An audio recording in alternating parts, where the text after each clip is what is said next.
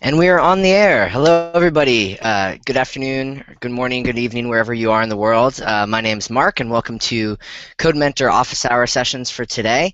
Today, we are really excited to have another session that's sort of the odd man out from what we normally do, which is very technically focused. And today, we're going to have one similar to what we had a few weeks ago, which was related to Techstars.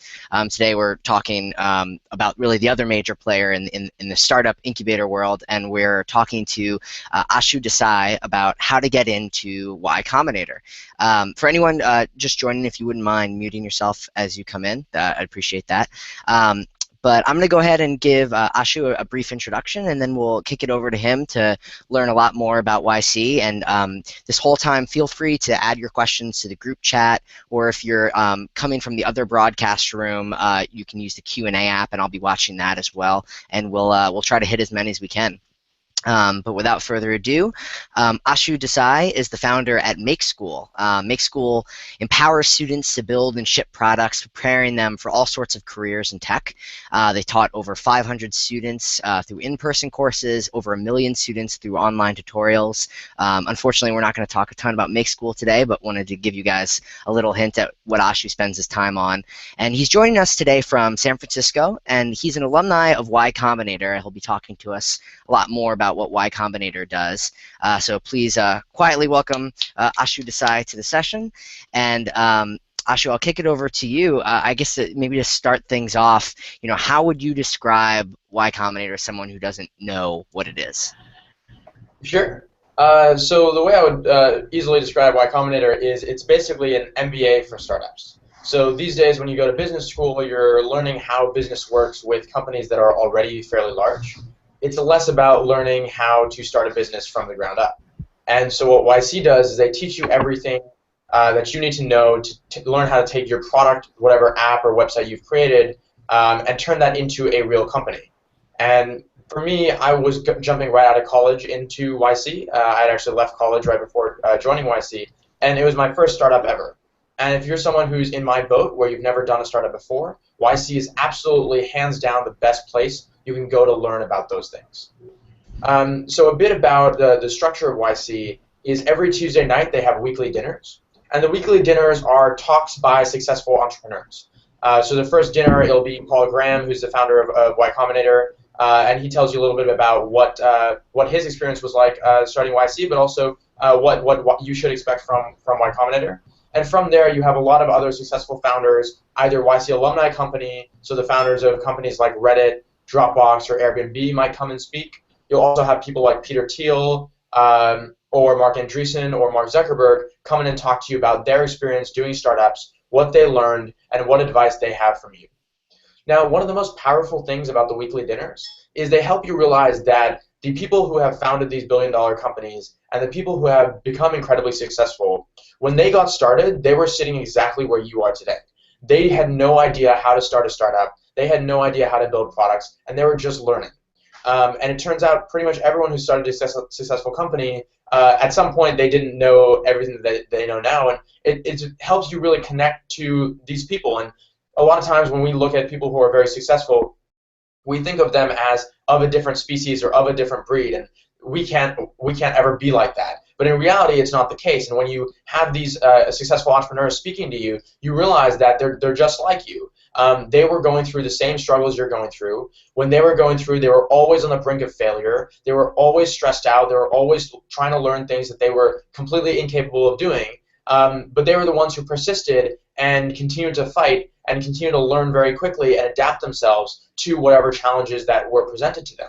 And so it's not about, it doesn't matter if you don't know very much about startups right now or you don't know very much about building a product right now. Everyone who is successful was in your shoes today. And you'll have a lot of self-doubt during that process and so on and so forth. And these successful entrepreneurs telling you these stories really helps you connect with that and helps you feel a little more secure in the fact that you're doing a startup. The next big component of Y Combinator is partner meetings. So you have one-on-one or sometimes group partner meetings where you'll be talking to a YC partner.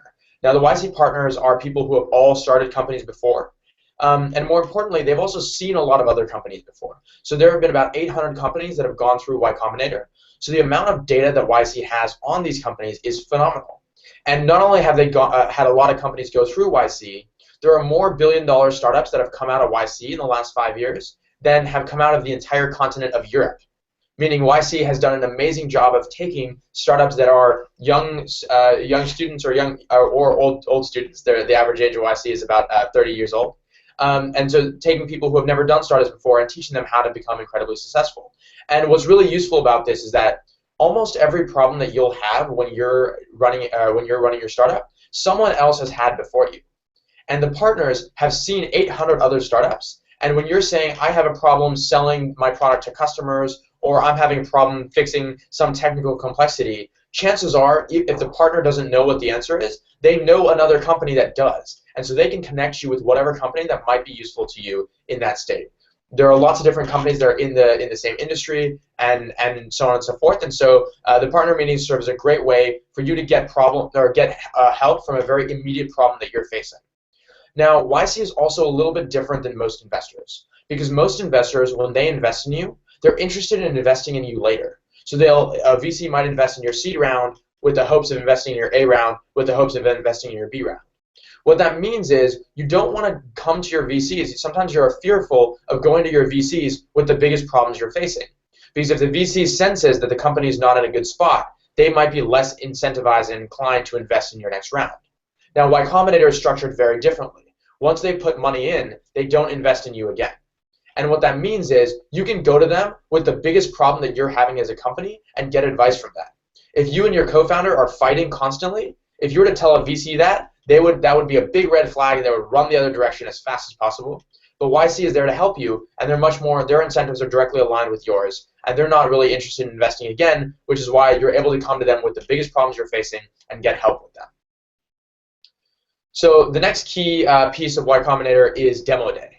Now, Demo Day is when, for us, it took place in the Computer History Museum. It was when all the startups in our batch got to pitch for about 2.5 minutes to a room full of 500 investors. Now, Y Combinator's brand allows them to attract the best investors in the world. All of the top VC firms will have representation at YC Demo Day, along with angels, along with a lot of international investors or whoever it might be. And the power of having 500 investors in one room, all watching you pitch, is really incredible. It turns out you can raise money a lot faster when there's a lot of competition around your deal or your company. And so at Demo Day, all the Demo Day investors know is that chances are one or two of these companies in the YC Demo Day is going to be $1 billion company. And all the investors are desperate to invest in the company that is going to become $1 billion company. So when you're at Demo Day, you're pitching to investors, and you just need to plant the seed of doubt in their mind that you might in fact be that $1 billion company from your YC class. And if that happens, and if your pitch is exciting and if it's memorable, then you'll suddenly have created this amazing competition around your company and your investment round. And then you sign up meetings. The next 2 weeks, you'll fill with meetings with as many investors that express interest in you or you met on Demo Day. And what happens there is that your fundraising round takes a lot shorter than the traditional process.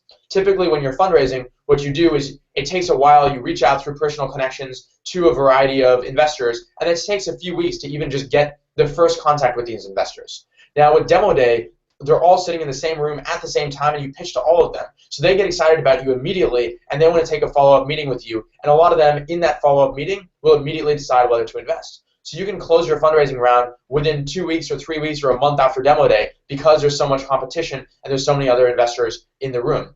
It essentially acts as a forcing function to speed up the fundraising process so you can get back to focusing on your product and building your company. Now, the last really key piece of Y Combinator is the network. Now, the YC network, and I alluded to this before, there are 800 companies in this network. If you have a problem, chances are someone else has faced that problem before. You have a Google group and now a section of Hacker News where Y Combinator founders can request help from other YC founders. So I can post a question there. The other day I actually posted a question about what's the downside risk on a new construction.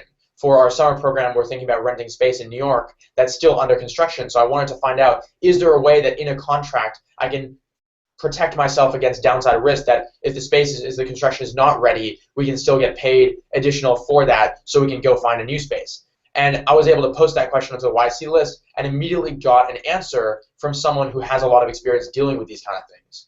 And it turns out that the YC founders not just have a lot, or don't just have a lot of information about startups, but they come from a variety of backgrounds. So some come from academia, some come from tech, some come from advertising, and so you can get answers to whatever it is that you might want to get answers to, which is really, really powerful. A lot of my best friends now are from the YC network, and it's really great to be surrounded by a community of entrepreneurs, because starting a startup is really hard. You will go through sleepless nights. You will go through nights where you're thinking that I've completely screwed everything up with my company. I'm not the right person to do this, and be filled with self-doubt, filled with stress. You haven't seen your family in a while. Your personal life is in ruins, and you're trying to make this company work. And in those moments, it's really, really helpful to be able to go to your friends and talk to them and ask them, hey, what can I do in this situation? Can you help me out with this kind of problem? And the YC network is incredibly close. There's a lot of trust there, and so they'll be willing to help you out and help you solve those problems. And finally, if you are a company that gets involved with other companies, so if you are building a product that other startups need, you suddenly have a big customer base that already exists. So for us, we're trying to get our students hired, and so it's very easy for us to call up other YC companies and say, hey, do you want to become a corporate partner of MakeSchool so you can hire our students? Because, again, this trust between the YC network exists. They already believe that, hey, this seems like a good company. We're a YC company that's been around for 3 years. We're close friends with some of the partners, and so therefore they can trust us. They know that we're building a good product, and there's a higher level of trust there. And so those are sort of the key components of Y Combinator. Again, hands down, it is the best thing that you can do if you've not done a startup before. And even if you have done a startup before, my co-founder's dad actually has taken multiple companies IPO, and he's still thinking about applying to Y Combinator because of some of the benefits of having the network and so on and so forth. And so it's the kind of thing that no matter where you are as an entrepreneur, definitely apply to Y Combinator. There's really no harm, because even if they accept you, you can always say no. But if they accept you, I highly recommend doing it. So I'll jump into a little bit of sort of our story and how we got to Y Combinator, as well as some of the things that YC looks at when they're looking at companies. My background is when I was in high school, I built my first iPhone app, and it sold 50,000 copies on the App Store. And this for me was such an amazing experience because I got the taste of being able to build real-world products. And when I got to college to study computer science, I didn't want to be learning the things I was learning. I just wanted to be building cool products. And so I left college and paired up with my co-founder Jeremy. And Jeremy was at MIT. He had been building apps as well. His first game was featured by Apple on the App Store. And so then we joined forces to work on different projects, and eventually had this idea to teach high school and college students how to build their first product as well, and applied to Y Combinator with that idea. Now, this was our first time applying to Y Combinator. Most people apply to Y Combinator a few times before getting in. And for us, we also applied to Y Combinator with just an idea, which is a bit rare. Most people who apply to Y Combinator, they already have traction. So they already have their product is doing somewhat well, they have customers, and so on and so forth. So we were a bit lucky in the sense that we got in very early. But the thing that YC really liked about us was a couple things. The first was during our application, the video that we made, my co-founder was speaking in a French accent, and I was speaking in an Indian accent, just for fun. And this was obviously a bit of a gag, but at the same time, it was something that they remembered from the application, enough that when they met us again, they remembered, hey, you guys were the guys with funny accents. So having some way to be memorable is definitely very important. But much more important from that, they're looking for, is your team a team that they can really invest in?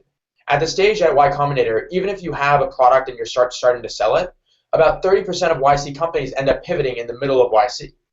Because there can be products that are doing pretty well, but don't quite have the growth that you need to be a successful startup. And so you still might want to pivot your idea in the middle of YC. So because of that, what they're really, really looking for is, do you have a really good team? And so I'll get deeper into sort of what the key things that YC looks for. One of the biggest misnomers is that if you have a really good idea, then you can get into YC or you can have a successful startup. The truth is, your idea is absolutely worthless. If you have an idea, there's a very, very high chance that someone else has had that idea before. No matter how good the idea is or original the idea seems, chances are someone else has also had that idea, and chances are someone else has tried to do it before. The idea does not make the company. The company is built over 5 or 10 years when the idea turns into morphs and the idea is executed well upon.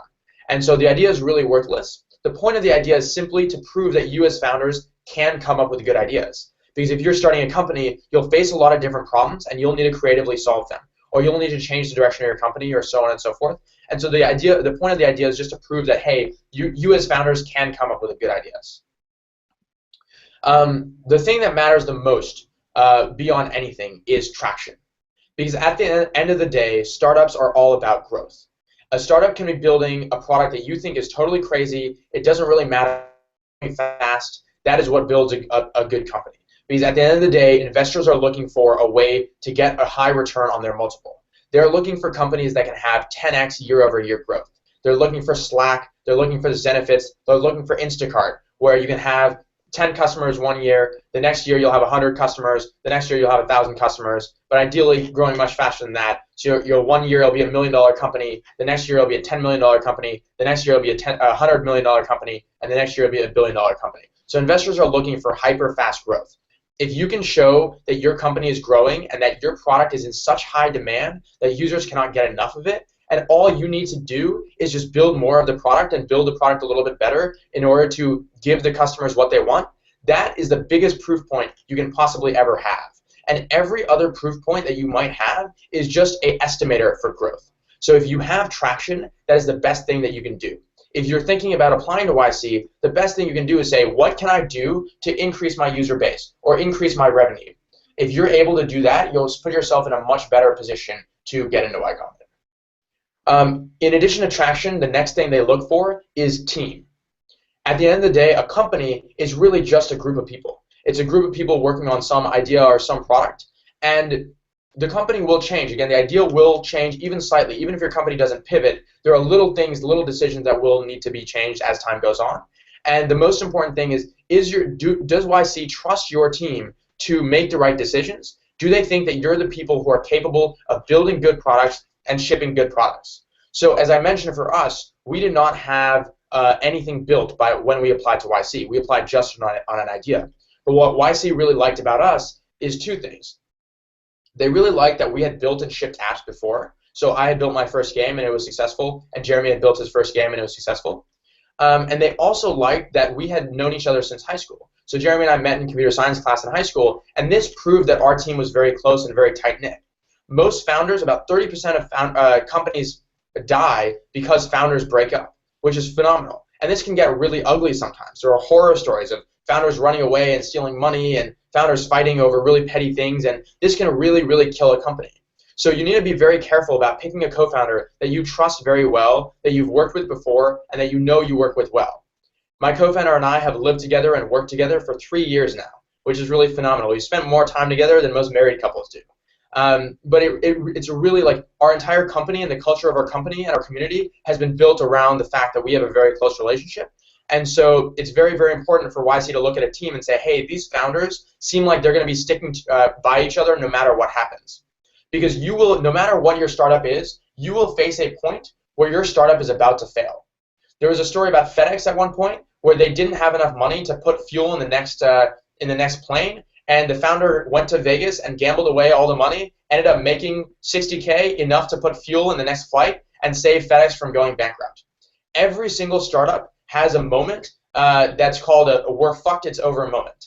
And that's a quote from Ben Horowitz. And so you basically need to know if you're in one of those moments where your startup is about to die the next day, you're about to run out of money, it feels like everything is going to shit. You need to know that your co-founder is someone who's really tight with you and will stay with you and will really help you get through that. If you have a bad co-founder relationship, when things are going bad, you're just going to break up as a company and things are going to die. So YC cares a lot about that co-founder relationship and making sure that you trust each other, you seem to work well together, and you get along. And so with the team, they're looking for people who have past experience building and shipping things and having success building and shipping things. Because that, again, is an estimator that if you've built something cool in the past, chances are you can build something cool in the future. And if it seems like you guys know each other and trust each other well, it means you can build a good team. And they're also obviously looking for people who come across as smart, again, can have good ideas, and can respond to their questions very well. Now the last piece outside of the team is the product. So this is actually the product that you've built. A lot of times you can go into the YC interview and actually demo the product that you have. Again, the product is simply an estimator of traction. right? The product is simply saying that, hey, this is an idea. It seems that people want. We have some domain expertise in this area. We felt this problem is something that we had ourselves. So in our case, right, we went to college. We took computer science, and we didn't really like what we were learning there. So we had faced that problem. And then we built a product that was teaching high school students to build learn to build iPhone games. And so what we can actually show that product and say, hey, it looks like the user experience of this product is pretty good. It looks like the features are something that people might want. But again, the product is just an estimator for traction, right? Because if you show someone a good product, it's just saying, hey, if the product looks better, there's a higher chance for it to grow faster. So at the end, if you can get that growth, that is much better proof than the product. But if you don't have that growth, then you can use the product to basically say, hey, we have this cool product, and we think that once we start launching it and getting users, a lot of people will start using it. And you can use that as a chip to show that, hey, we are a good team. We're able to build quality experiences that users will actually want. So the last thing I'll talk a little bit about is the process. So this is both the application process as well as the interview. So when you're applying to YC, they first have a written application. And the written application is just online. You fill out, they ask you questions about your company. Now, going through this written application is actually really valuable because it asks you the right questions about your company. It asks you, why do you think this is a really big market? Why do you think this is a business that can make a lot of money? Why do you think you guys are the right people to build this? What is the domain expertise you have in the area, and what do you understand about this area that nobody else really understands? And so it's really cool because it helps you understand what is valuable about your startup and what is valuable about your team, and helps you really drill down and analyze your company and whether this is an idea worth working on. And so just the process of going through that application is really valuable. And they also ask you a few questions about your team. So one cool question they asked is, what's a time you've hacked a non-computer system? Which is basically to say, like, show us a time you were clever and figured out how to solve a problem that most people wouldn't be able to solve. And so that's a good estimator. You're going to see a lot of problems in the future when you're running a startup. You have to be the person who has this mentality that I'm not going to give up until I'm going to be able to solve this problem, and I have a lot of clever ideas on how to do that. And so they test for those kind of things in the application, as well as I mentioned, what you've built before. Now, when you're filling out the YC application, they don't want you to use marketing speak. They don't want you to use fluffy words. They want you to be direct and to the point. So for me, one thing that I really value in writing is George Orwell's 5 Rules of Writing. And if you take a look at those, it basically says, if you can cut out any words, you should cut those words. If you can preserve the same meaning in 5 words instead of 10 words, use 5 words. They're reading hundreds and hundreds of applications. So you need to be very, very direct and very, very key and boil down whatever your idea is down to the essence and put the most important information about your idea in the first line and then follow it up with the next most important information about to answer the question. And you really want to directly answer their questions instead of answering the question that's similar that you really want to answer. It's not about what questions you have good answers to. It's about what questions they're asking.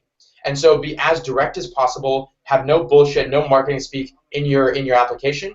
This is where it's very different than a typical investor deck. Because in a typical investor deck, you're trying to build sort of this hype around your presentation. And at demo day, you often will have sort of a lot of hype and fluffy words you'll use. But in the YC application, you really just want to be direct and to the point and make them understand what is the content, what is the meat behind your idea.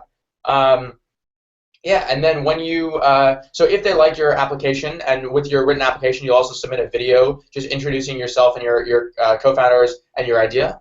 And then after that, if they like your written application, they'll invite you for an interview. And the interview is a 10-minute interview. They fly you out to California from wherever you are in the world. So whether you're from Japan or from Boston or wherever, they'll invite you to Mountain View for a 10-minute interview. Now, the 10-minute interviews are a bit nerve-wracking because you're sitting around a very small table. There's the co-founders sitting on one side, and around the table are 4 YC partners, and they are just rapid-fire grilling you with questions. They're asking you, why are you the right team to do this? Why are you, or why is this idea good? How do you know this is going to make money? And they will cut you off. They only have 10 minutes, so they will cut you off very quickly if they've heard enough of an answer, and they will ask you the next question. You need to make sure that you are not, you need to just answer whatever question they ask. If they cut you off, just stop answering that question, answer the next question. Move on, and make sure you're very directly answering their question. If they're asking you a question, don't ask the adjacent question that you want to answer. Directly answer their question that they're asking. So you have to listen very carefully and say, what is it that they are trying to learn from this question, and let me answer it as directly as possible. And then if they like your interview, they'll basically, the partners who interviewed you will talk amongst each other, and they'll call you that evening to tell you if you've been accepted to the process. So yeah, that's a little bit about the admissions process. The last thing I'll say about it is when you're filling out your application, what you want to do is find any mutual friends you have with YC founders and ask them to review your application. Because the more people who review your application who have been through YC, they can give you a lot of advice on what that's like. And so reach out to as many YC founders as you're somehow connected to. Unfortunately, I'm a bit swamped these days, so I can't be reading too many applications, but I'm happy to connect you with other founders as well who might be willing to read some applications. And yeah, just try to get as much feedback on it as possible. You can also use the application process to start talking to investors, because you can approach investors not asking them for money, but asking them for advice, which is actually much more powerful. So you can go to investors that you might know or you have mutual connections with and say, hey, we're applying to YC right now. Can you give us feedback on our application? Or we're applying to, we just got an interview with YC. Can we do a mock interview with you before we end up applying to YC? Now what this does is twofold. One, you actually get good advice from the investors. And two, without you pressuring the investors by asking them for money, you're basically introducing your company to the investor. They hear a lot more about your company, and they start thinking about it. And imagine if you do get into YC, then 3 months later, when demo day rolls around, you can keep updating that investor with your progress through YC, and they've now been following your story a little bit. When demo day rolls around and you're starting to fundraise, then you can go back to them and say, hey, by the way, look at this amazing progress we've made since we last met, and that will really impress them, right? VCs want to show that you're able to make a lot of progress in a few months, because that's also an indicator of growth. And so use that as sort of a hack to start talking to investors as well. Yeah, so I think that pretty much covers all of my thoughts on the process, and now I'm happy to answer any questions that you guys have. Awesome. Thanks so much. One of the things I just wanted to cover in your story, so you mentioned how you guys went through your application process. Can you talk a bit about your experience with the mentor sessions once you were actually in YC? What was that like for you? What did you get out of that? Yeah, I mean, it was about 3 years ago for us, so I don't have too many concrete things to say. But really, every time we're at a pivotal point in the company where we're not sure about, hey, we're not sure whether to take money from this investor on these terms, or we're not sure whether to change direction of the company from this way to this way, you can always just reach out to the partners and request office hours and say, hey, can we chat with you about this problem that we're facing? We continue to do that after YC. So it doesn't end when you're done with YC. We continue to request office hours with the partners to ask them about challenges that we're facing in the business and get their feedback on what they think is the right thing to do. So really, it's anytime you're at an inflection point in the company or you have a decision that's not clearly obvious what the answer is, it's just great to have a sounding board and get another set of thoughts on what it is that you want.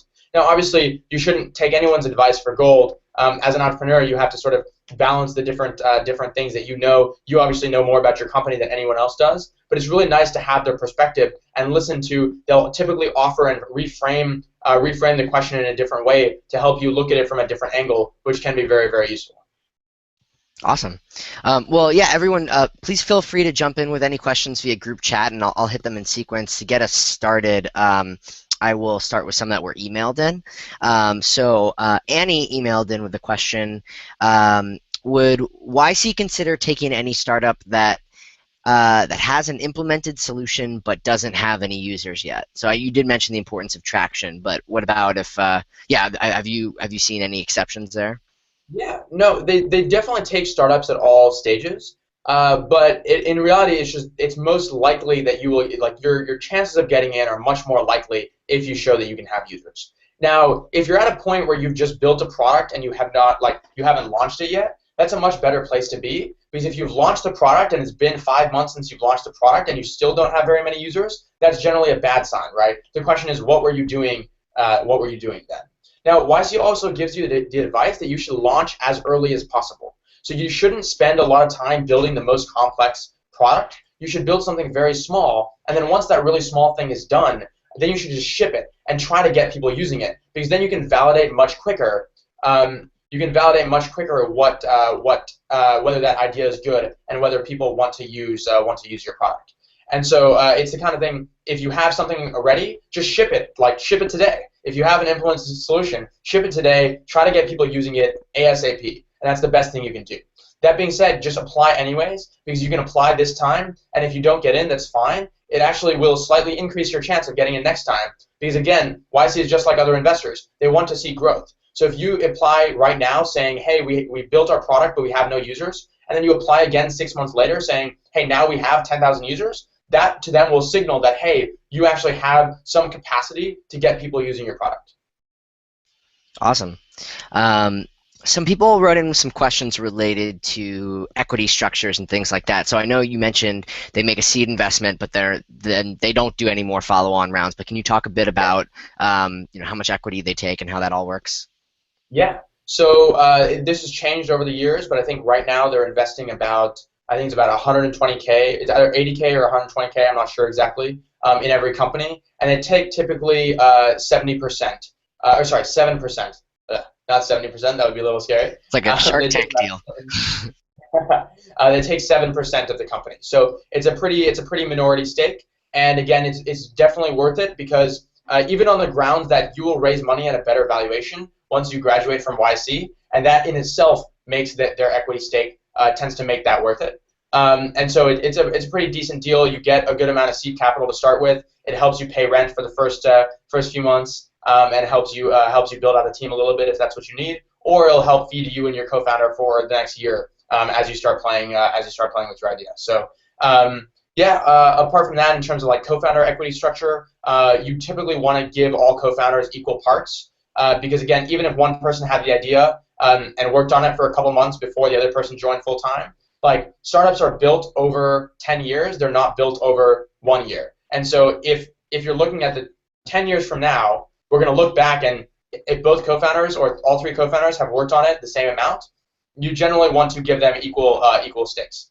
There are a few reasons why that might be different. If one person has invested their personal money into it and the other person hasn't, or if one person raised investor money before the other co-founder came on, that's a way that the startup suddenly becomes de-risked. But generally speaking, just go for equal equity amounts, and YC helps you a lot in terms of what the right corporate structure is, doing a Delaware C Corp, and how to set up that equity. So they have a lot of answers about this stuff.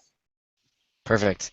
So there's a bunch of questions, people asking about their very specific idea, and I think really the broader question that would be helpful to answer here is, do you see YC having kind of a market sector bias in terms of consumer web, versus more enterprise stuff, or people that are making things that aren't even super tech related tools, in terms of the specific business topic they're choosing? Is there a range of things, or is there more of a focus? There's absolutely a range of things. So back in the day, there used to be more consumer startups being founded by YC. Now, there are a couple of reasons for this. The first thing was that YC originally started as a summer program for college students. So because of that, that's sort of why there was a younger focus. And typically, younger people are going to be thinking about consumer products because people are thinking about building products that they would use. And so if you're a college student, you haven't used, like, there's a lot of equipment or a lot of enterprise stuff that you haven't touched. There's a lot of hardcore technology you haven't touched. And if you haven't seen it, you can't really build a company around it. So this was like in 2005 when they started, there was a heavy influence on consumer startups. But the other thing about consumer startups is that, again, it's a lower hanging fruit, right? More people are exposed to the problems that you face with social networking apps than they are with nuclear physics, for example. So there are more companies that are being started around consumer apps than there are being started around nuclear physics. And so therefore, of the people who are applying to YC, there are more consumer apps. And so they're basically just saying, we will take everyone who is good that applies to us, regardless of what industry or field they're in. But it's just easier to build consumer apps than it is to build nuclear reactors. That being said, there have been a few nuclear energy companies in the last few YC batches. So no matter what you are building, YC will invest in you if it's a big idea, if it's a cool idea, and they believe in your team. And so it really doesn't matter. There are all sorts of companies that have gone through YC now. Obviously, most of them have some sort of technology, either some software that makes them original, but it could even just be a new business model, or it could just be taking some offline behavior and bringing it online. Or it could be something that's really hardcore physics or biomedical related, or whatever it might be. But they really don't have a bias in terms of selecting companies. They have more experience with consumer companies, but at the same time, you can find a lot of value even if you're not in that mode. Great. From what you've seen, has a lot of the network stayed in the Silicon Valley hub, or has it really ballooned out? Because there's a lot of people, I think, have a little bit of being self-conscious from where they're from, and with the idea of that they would return there even after going through YC. But is the network really spread out from what you've seen?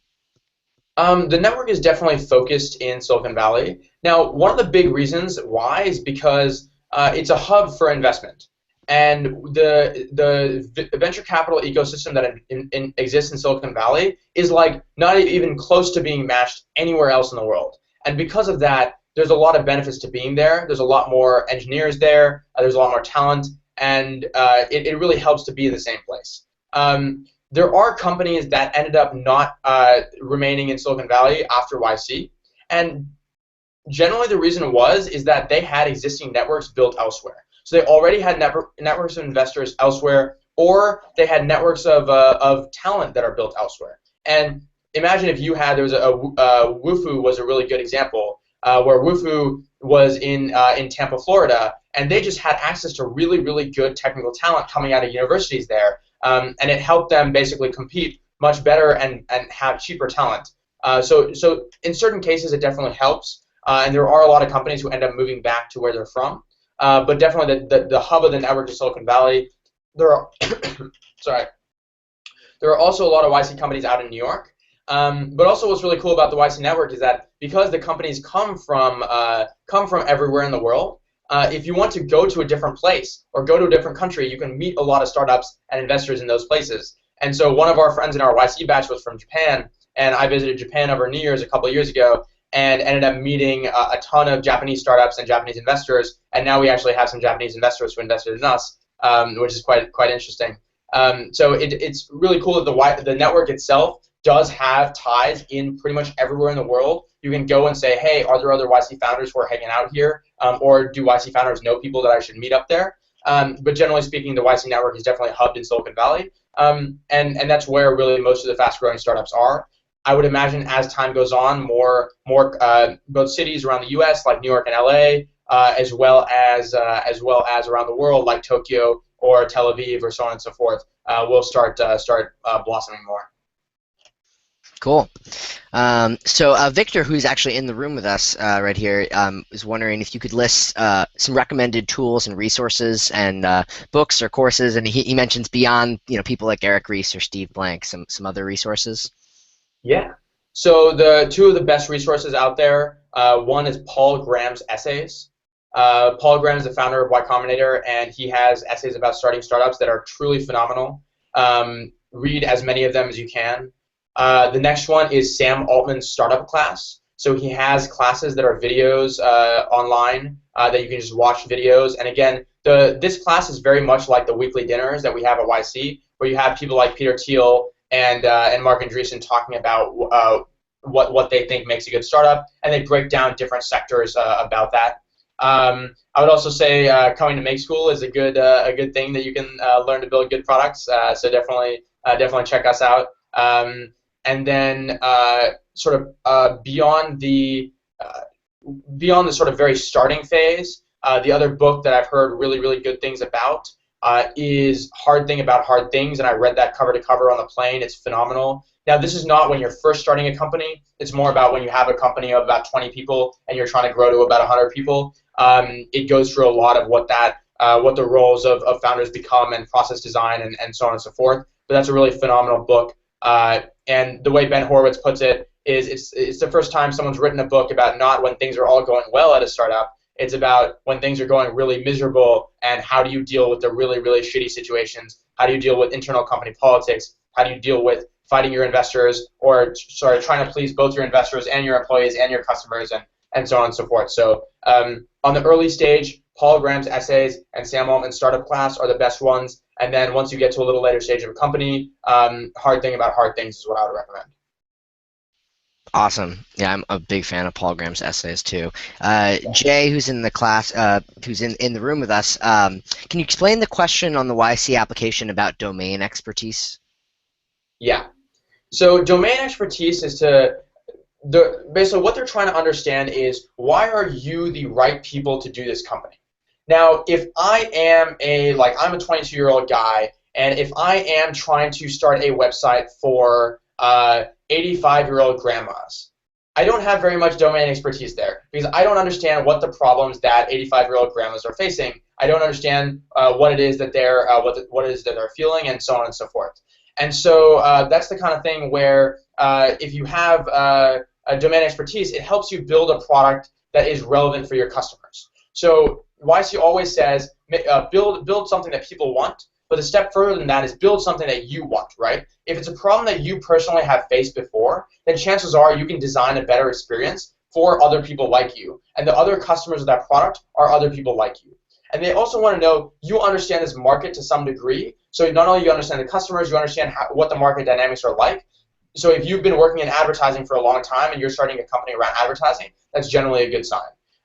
For us, our domain expertise came from the fact that we went to college and it was a bad experience for us. And so it was easy for us to say, what if we could design the experience that we wished existed? The other piece of domain expertise that we had that nobody else had was that we were the only kids that when we were in high school, the App Store existed. Anyone older than us, the App Store did not exist when they were in high school. So they did not realize this whole idea of a teenager building an app and it being really successful, that was not possible before with anyone older than us. And so we had a certain understanding of that domain and that ecosystem that allowed us to be able to create MakeSchool. Awesome. Thank So you. nice. So a couple questions from folks that are watching the live broadcast that aren't in this room. Gary just sent one in. Let me select it here. The application is a 1-minute video, enough for only personal intros. Should we squeeze in the problem plus status of our startup in that 1-minute video? No, you should explain. You should introduce yourselves and just explain what the product does. That's the main thing that you should do. Mm-hmm. Gotcha. Yeah, and Uh, explain what's cool about it. Yeah. cool. Another one just came in from Michael. Does YC? Okay, so interesting. So I think we were emailed some questions about this too. So a single founder situation, someone whose intention is get into YC, maybe I'll meet my co-founder there. Is that the wrong approach for something like this? Are they really only looking for existing teams, or can a sole founder with the hopes of meeting, say, a technical co-founder be a possibility? So single founders have occasionally gotten in, but it's more rare because again, startups are hard and it's really hard to find a good co-founder. And generally speaking, if you're a single founder, you have to have proven something before. So if you're a single founder, you have to have traction on your company, or the idea is like really, really phenomenal, and you've clearly built it and have a lot of domain expertise, or have experience in that area before, or have done a successful startup before. Other than that, it's really tough to do it with a solo founder because it's just really tough as to start a company with a solo founder, and you can't count on the fact that you will meet a co-founder because it's the kind of thing. It's like you can't like it's the same way you don't go to a party looking for a wife, so you don't go to YC looking for a co-founder. It's just like it's one of those things that it just happens when it happens. You're much better off looking at who are the people I've worked with before that are really smart or I really believe in or so on and so forth. And so generally, like, think about what your experience is like, or who are the people that you've worked with in the past, you've gone to college with, that are really, really great people and smart people. You've worked with them before. Just look back into the pool of people that you know and say, who could I pull into doing this startup with, and tell them, hey, I'm applying to YC. I need a co-founder for this. Can you, for example, come and do this with me if we get into YC? Join me for this company, and we'll build a team around it. I'm going to throw in a question sort of off of that topic. A lot of times founding teams kind of fall into two categories. There's people that were existing friends, it sounds like your situation, and then there's slightly more calculated teams where you're saying, I'm going to pick a designer from Google and the backend developer from this other big company. Have you seen if it was the latter situation, would YC still want to see what have you guys built together as opposed to just an impressive individual collection of resumes? Absolutely. It's actually, they care a lot more about what you have built together than an impressive individual collection of resumes. It's the same thing like with sports teams, right? Do you want a group of superstars or do you want a team that gels really well together? Generally, you want a team that gels really well together.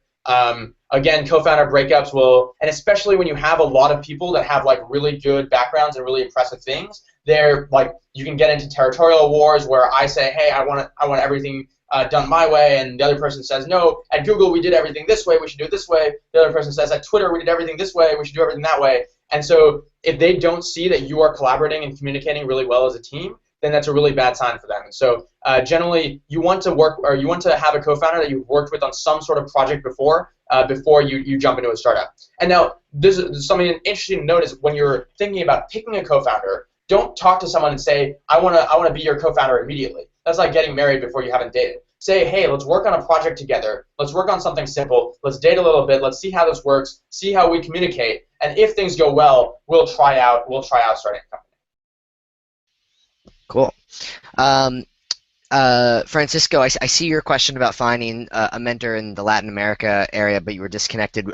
We did talk a little bit about the size of the network, so you can go back and this whole session will be on the Codementor YouTube site, so you can rewatch that. But he was also curious how long after the application can we expect a response, either good or bad? Do you know the answer to that? I don't know off the top of my head, but I think they have a concrete deadline, so there's a timeline you can check on the website. Okay. But after the interview, they get back to you that same day. That's really nice. Jay is curious, any advice for applying more than once? He's applying with the same idea. I assume they're looking for significantly more traction, or is it just sort of a communication thing? Yeah, I mean, really, they're looking for progress, right? So if you applied the first time with just an idea, and the second time you applied, you built a product, and the third time you applied, you have traction, that's sort of good progress. If you had a product and you had no users, and then 6 months later you applied and you still have no users, that's a bad sign for them, right? You've shown that in the last 6 months you've done absolutely nothing. And obviously you've been doing something, but they want you to focus on the really important work, and the really important work is getting users, and that's the only thing that's important. And so if it's taking you 6 months to build a product, that's also kind of bad because they want people to launch products immediately. For us, for example, when we were building our website and our tutorials, and while we're building our website and tutorials, before we had everything ready, we started testing it out with 12 students at our old high school. And those students were doing our tutorials. We were just one day ahead of our students in terms of our tutorials. So we would build a tutorial, the next day the students would learn it, the next day we'd build a new tutorial, the next day the students would learn it. And so it's really, we launched as soon as possible and got people using our product as soon as possible. And so a lot of times people get caught up in the idea of I need to make my product perfect, I need to make this really complicated. But Paul Graham's advice on this is if what you're building has even one marginal quantum of utility to someone, like if it's even going to help them a little bit, launch that product, get it out there, let people start using it, and then iterate on it as people are using your product. So if it's taking you 6 months to build a simple app, that's generally a bad sign and they're not going to like that. And so if you're applying again, you want to show some sort of progress. And generally, traction is the best progress you can show. And are they open? We hear all these stories about people in YC with either the idea having just launched or it's within a year of launching. But did you have any YC classmates that were 6 or 7 years into a company and are then going through YC? Generally, not 6 or 7 years because it doesn't entirely make sense. So basically, if the startup or if the product is not growing that much, then it's sort of like why will it grow more in the future? There are occasionally companies that have been around for a couple of years. It took them a while to figure out what they were doing, but then after a few years, they figured out what the right product was, and then that product seems to be growing really fast. So those kind of products definitely could get into YC. But generally speaking, I haven't seen many with 6 or 7 years. Again, if growth is the only thing that matters. So if it turns out that the first 5 years you only grew 2x, but then in the last year your company is growing 10x, then that's great, right? Then they'll care about that. And so really, it's just showing, it's just showing growth. And if you can show that growth, it doesn't really matter how long ago the company started. But generally speaking, companies that have been around for 6 or 7 years will not hit that exponential growth curve that people are looking for. Gotcha. Francisco just wrote in, should we take the same approach when it's B2B? Or is it better to get the product really complete before launching? It probably depends on the product, but do you have any Yeah, thoughts so there? it really depends on the product, but there's obviously products are never complete, right? If you look at the biggest B2B products right now, like look at Salesforce or something, right? What does Salesforce look like now versus what did it look like 5 years ago?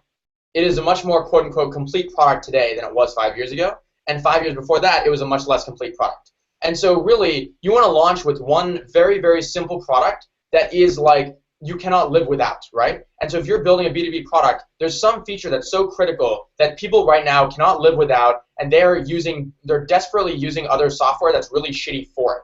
So one example was farm logs. There's a company in our YC batch, and they were building software for farmers. And for their scheduling, they basically had farmers using Google Docs and abusing it for crop cycles and so on and so forth. Now, the first product that they built was just simply a better calendar, and a better calendar focused designed for farms. And once they shipped that product, then a lot of farms started using that, and a lot of farms really liked the utility of that one small feature that was in that product. And once you have a lot of farms using you in B2B, the idea is you land and expand, right?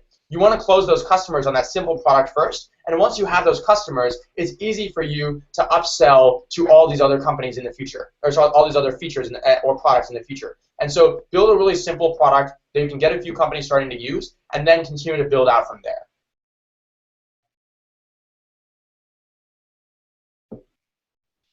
I was muted. Sorry about that. Sounds good. From what you can tell, what is YC doing that other incubators aren't, that has made them really stand out and just pick the strongest companies? I think the quality of the community is really, really good. I think YC has a really strong filter for what founders they let in, both in terms of intelligence and determination and drive, as well as in terms of like how nice they are and how willing they are to help the company. Jessica Livingston, one of the founders of YC, recently wrote a blog post about what she did for YC, and building that community is incredibly, incredibly important. And the reason I know this is because for MakeSchool, it's the exact same thing. We are basically filling our first class of our college replacement program of 50 students, and the kids we're getting are phenomenal. And the reason they're phenomenal is because we've built a really strong community and a really strong brand around MakeSchool that they want to be in this amazing, positive, warm, welcoming, trusting community where people are also really smart and get shit done.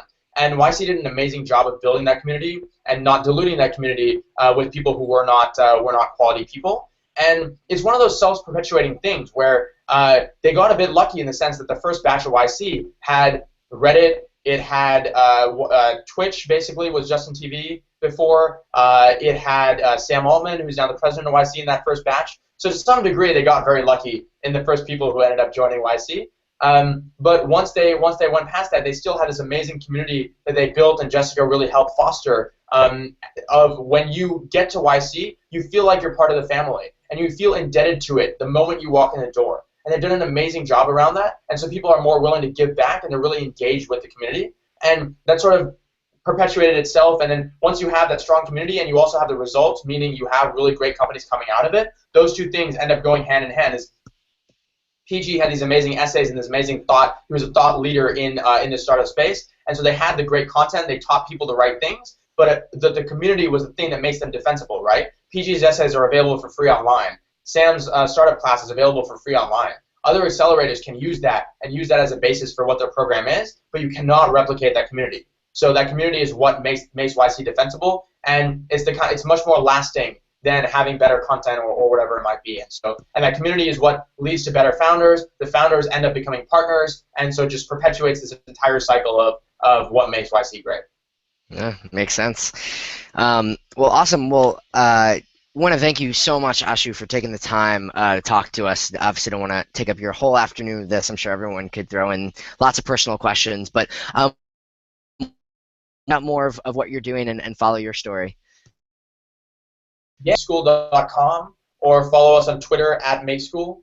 And yeah, there's again, we're building a college replacement for computer science. So we're talking to the people who want to become founders and developers in the future, and they've already been building products when they're in high school, and We actually have like two 14-year-olds right now who are interning as as iOS developers at tech startups. It's like phenomenal from our alumni group. And so the really smart students who want to fast track themselves into tech, want to build products that can help people in the real world. And the way we see it is that YC does a great job of turning people who know how to build good products into great founders. And we want to be the step before, teaching people who know how to code and taking them and teaching them how to build good products. And so we're hopefully excited to send some of our graduates onto YC one day. Nice. It's a really nice little circle, fill in the circle there on the tech side. Well, great. Well, thank you so much for your time. Thank you everybody for joining, and obviously on the technical side of things for whatever you're working on and want to apply to YC for. If you ever need any assistance, Codementor is a great resource for that. We also have a ton of amazing office hours coming up. We're actually this office hour is a little bit of an anomaly. We're in the middle of a JavaScript framework series, so the next couple months, if you look at our list of office hours on Codementor.io, we have tons and tons of super amazing experts on JavaScript. So if you're doing anything with that, definitely check that out. But if there's no other pressing questions, I think I'll say good afternoon and or good evening and good morning. Everyone's all over the world. I always have to remember that. But thank you guys so much, and yeah, take care.